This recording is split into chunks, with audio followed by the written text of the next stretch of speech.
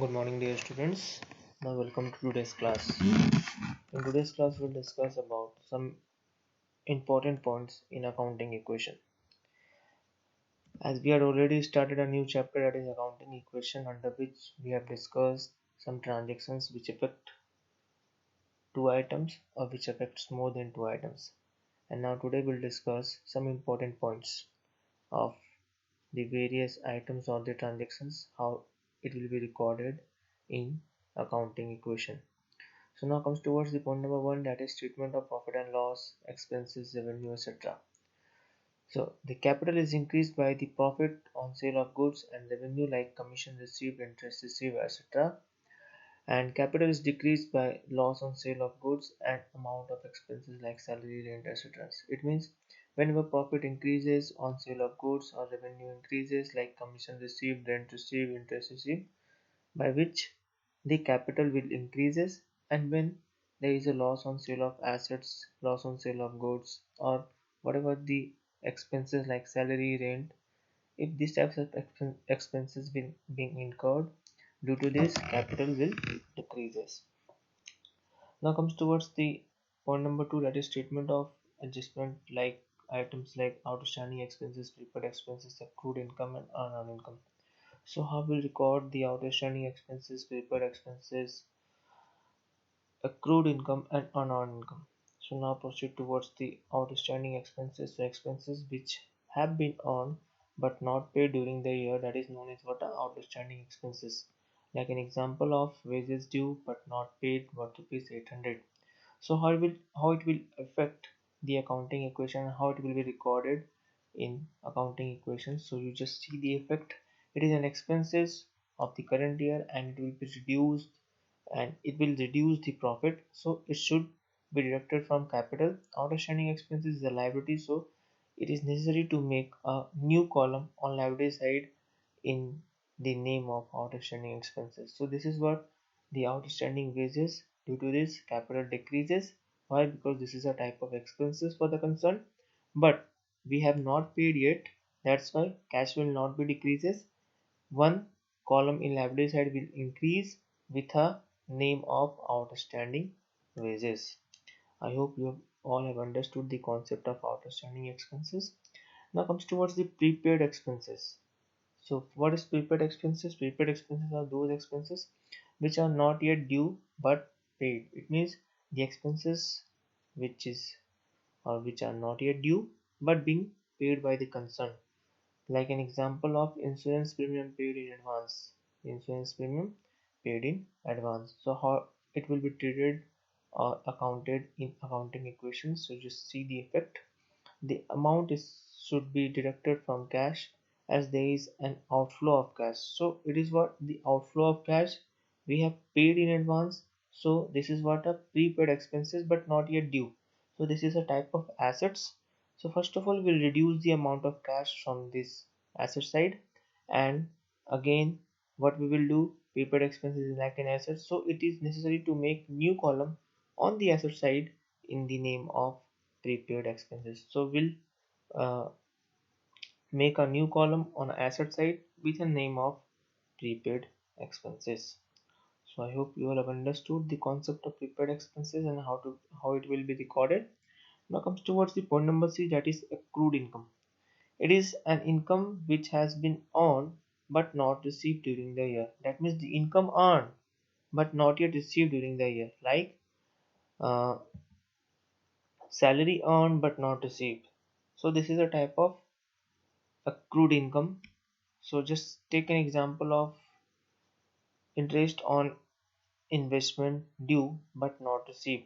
So whatever investment that you have did but not yet received by the concern or organizations, that's why this is a type of income earned but not yet received in cash. So how it will affect the accounting equation? It is a type of revenue for current year and will increase the profit, so it will be added in capital. And accrued income is type of asset, so it is necessary to make a new column on asset side in the name of accrued income. So I hope you all have understood the concept of accrued income. This is a type of assets, so it will be added way in a asset side with a new column accrued income, and capital will also be increased with this amount of 2000. And now comes towards the last one, that is income received in advance. So income received in advance or unearned income, like rent received in advance worth rupees 500. So the effect of there is an inflow of cash, so it should be added in cash balance, and it is what a liability. It is a liability, so it is necessary to make a new column on liability side with a name of unearned income. It means income which is not earned but received, like someone placed order of goods. So this is what the goods being not transferred but advance amount that we have received. Actually, this is not the sale, this is only place of the order. So it is what the amount of not earned but received in this year. So it will be added in a cash column, and it will also be recorded in a liability side of the equation. So let's proceed with one question. Question says, prove the accounting equation. Prove the equation. Wait for a few minutes. Prove the accounting equation is satisfied in all the following transactions. First one that says started business with cash worth rupees 8 lakhs. So as I've shown in my practical classes also, online classes also, how it will be recorded in accounting equation or in a table. So whenever you have started business with cash, cash will increases and capital also being increases. So both the sides 8 lakhs being recorded. Now comes towards the point number 2, that is credit purchases of goods worth rupees 40,000. So if you are going to purchase the goods on credit, so in asset side the stock will increase and your liability side the creditors will also be increase. Now comes towards the point number 3, that is payment made to creditors in full settlement of rupees 39,000. So right now we have seen that we have purchased the goods worth rupees 40,000 but paying the amount of 39,000 in full settlement. That means we'll have to pay 40,000 but we are adjusting the accounts with the paying of 39,000 and will not pay any amount in future to this supplier or creditor. So the 40,000 being closed in liability side with the amount of creditor, and 39,000 will be deducted from your cash column, and 1,000 will be added in a capital column of this equation. I am going to show you. You just see it, and I have solved this question itself. We started business with cash at 8 lakhs rupees in cash column and 8 lakhs rupees in a capital column. Now comes towards the second transaction, says purchase goods worth rupees 40,000 and creditor also 40,000. Now question number 3 says we are paying the amount of cash 39,000 in full settlement of 40,000. So 40,000 will be decreases from the creditors, 39,000 will be decreases from cash column, and 1,000 automatically added in a capital. Why? Because this is what a amount of profit. And now proceed towards the point number 4, that is sold goods costing 10,000 to Tommy for cash rupees 12,000. It means the selling the goods costing 10,000, it means the stock being decreases with the amount of 10,000 and cash automatically increases with the amount of 12,000, and the extra amount which we are receiving, the amount of 2,000 is type of profit, it will be added in a capital. 10,000 will be decreases from your stock and 12,000 will be added in a cash column. And let's proceed towards the point number 5, that is sold goods costing 15,000 for rupees 17,000. It means 2,000 profit, out of which 10,000 received in cash. It means the 10,000 amount which we have received in cash, so this 10,000 will be added in a cash column, 15,000 will less from the stock, and 7,000 will be added in a data column. Why? Total amount of goods being sold worth rupees 17,000 costing 15,000. इसका मतलब 15,000 का goods हमने कितना में cell किया 17,000, and out of this 17,000 we have received the amount of cash, that is 10,000, and this the amount will known as debtor,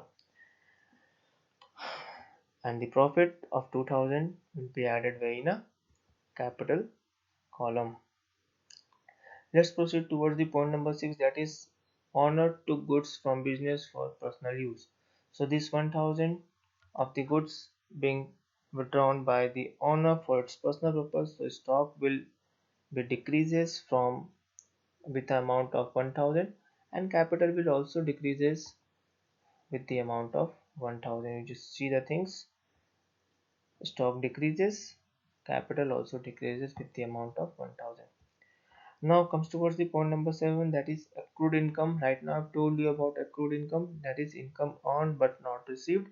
So this is a type of income, that's why it will be added in a capital column, and also recorded in a asset side with a one column, that is accrued income. You just see the things, accrued interest with the amount of 2000. You just see this is what accrued interest, that is 2000, and 2000 were recorded in a assets column with the accrued income, and 2000 also were recorded in a capital column of this equation. And now comes towards the last one, that is commission received in advance, rupees 4000. So the amount of commission being received was rupees 4000, so it will be added in a cash column as well as the capital column itself. You just see the things in point number 8, cash column being increased with the amount of 4000, and again commission, wait, I'm sorry, commission received in advance, this is what advance commission, this is unearned income, so it will be recorded in a liability side of your of this equation, because this is unearned income, and unearned income right now I've told you this is what a liability for the concern.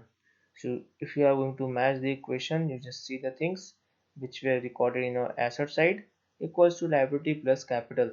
So total asset side is known is with amount of 8 lakhs 10,000, and you just see the liabilities total, this is also 8 lakhs 10,000. So the equation being matched, this is what how we prepare the accounting equation. So I hope you all have understood the concept of accounting equation and the things being also discussed, and the practical questions or portions being discussed in these online classes, and we'll discuss the practical portions, more practical portions of the questions or exercises in our online classes itself. So that's all for the time being. Thank you all.